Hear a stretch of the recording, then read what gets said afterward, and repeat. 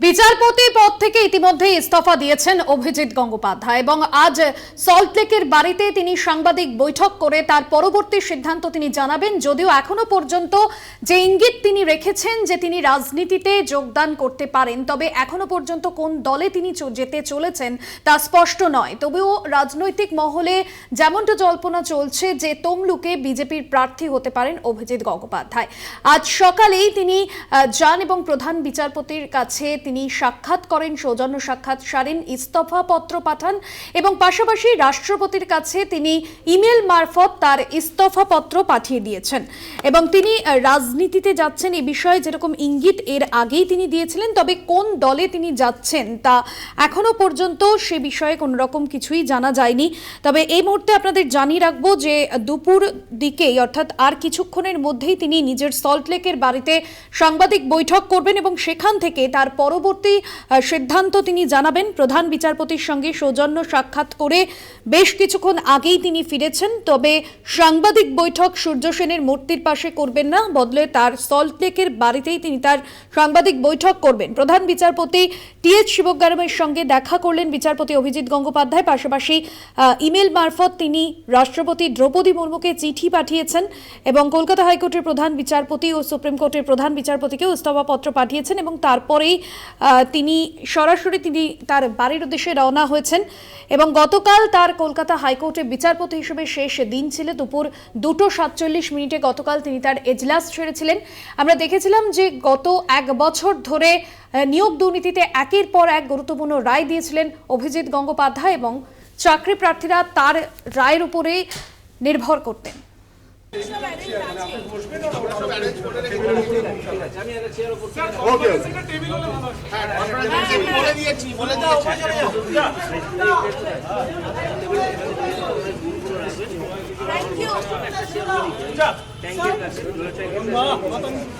আমাদের প্রতিনিধি পীযূষ কান্তি নাগ রয়েছেন ফোন লাইনে।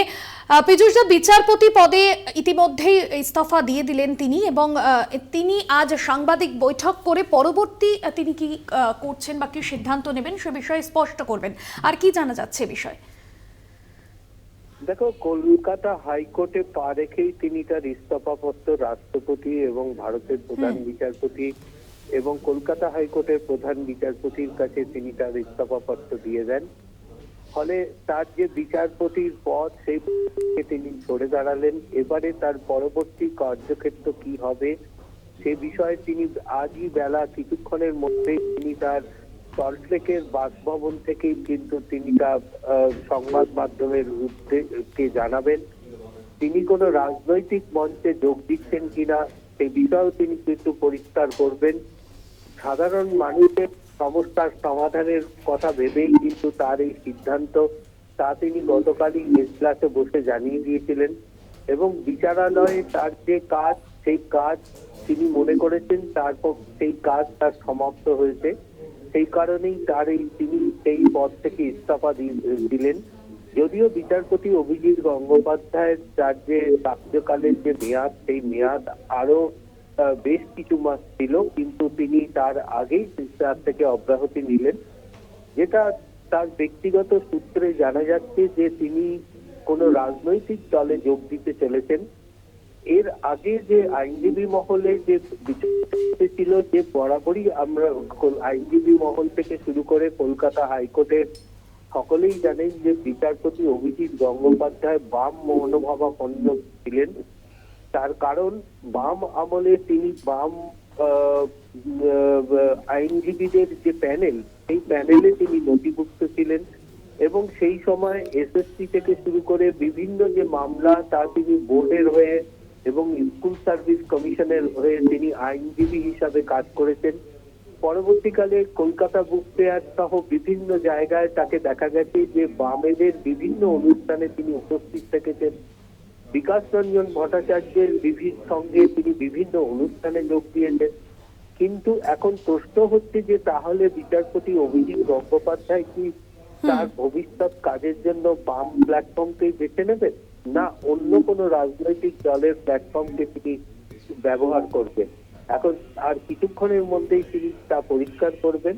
ইতিমধ্যে তবে যে তিনি যে কোনো রাজনৈতিক দলে যোগ দেবেন এবং সেখান থেকেই সাধারণ মানুষের উদ্দেশ্যে সমস্যার সমাধানের যে কাজ তা করবেন, এটা কিন্তু বলার অপেক্ষা রাখে। ধন্যবাদ জানাবো পীযূষ দা। আমাদের প্রতিনিধি পীযূষ কান্তি নাগ ছিলেন আমাদের সঙ্গে ফোন লাইনে।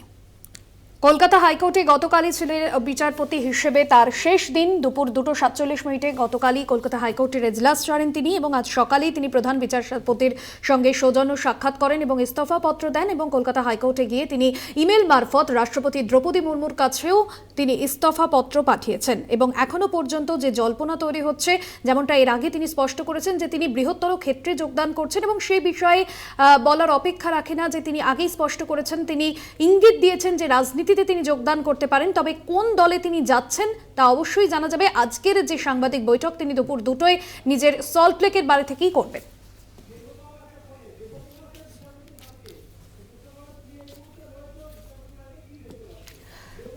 দেবপম সরকার রয়েছেন আমাদের সঙ্গে ফোন লাইনে। দেবপম, তুমি এই মুহূর্তে বিচারপতি অভিজিৎ গঙ্গোপাধ্যায়ের বাড়িতেই রয়েছে এবং আর কিছুক্ষণের মধ্যেই তিনি সাংবাদিক বৈঠক করবেন।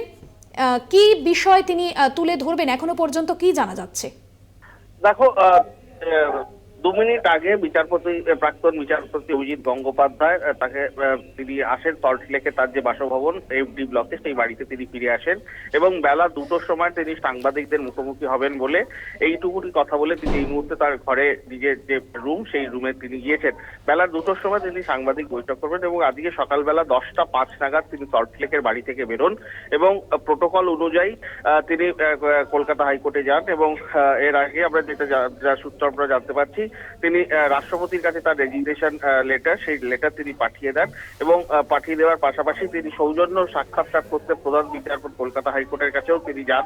আজকে সেখানে কয়েক মিনিট কাটান এবং কাটিয়ে তারপরে তিনি নিজের যে ঘর এতদিন তিনি বসতেন, যে ক্লাসে তার যে পার্সোনাল রুম, সেখানে বসেন এবং সেখান থেকে বেরিয়ে এসে কিছুক্ষণ আগেই, মিনিট 2-3 আগেই তিনি সল্টলেকে ফিরে আসেন এবং আজ কিছুক্ষণের ভেতরেই বেলা 2টোর সময় তিনি সাংবাদিক বৈঠক করবেন। এবং অভিজিৎ গঙ্গোপাধ্যায় গত রোববার দিন যে সাংবাদিক বৈঠক করেছিলেন, সেখানেতে তিনি ইঙ্গিত দিয়েছিলেন যে মাঠে নেমে এবারে সাধারণ মানুষের হয়ে তিনি লড়বেন এবং সেই মানসিকতা নিয়েই তিনি তখন থেকেই একটা জল্পনা শুরু হয়েছিল যে তিনি রাজনীতিতে যুক্ত হচ্ছেন কিনা, সেই নিয়ে কিন্তু ইতিমধ্যেই যেটা আমরা সূত্র মারফত জানতে পারছি যে তমলুক থেকে তাকে বিজেপি প্রার্থী করতে পারে। এই সমস্ত প্রশ্ন সব উত্তর কিন্তু আজকে তিনি দেবেন, যে তিনি আদৌ কোন রাজনৈতিক দলে যুক্ত হবেন কিনা, বা কোনো রাজনীতি নিজস্ব কোনো দল তৈরি করবেন কিনা, বা কোনো রাজনৈতিক দলের সাথে সরাসরি যুক্ত হবেন কিনা। আর কিছুক্ষণের অপেক্ষা, তারপরে এই যে ধোঁয়াশা, সেই ধোঁয়াশার খোলাসা হবে। ধন্যবাদ দেবপম।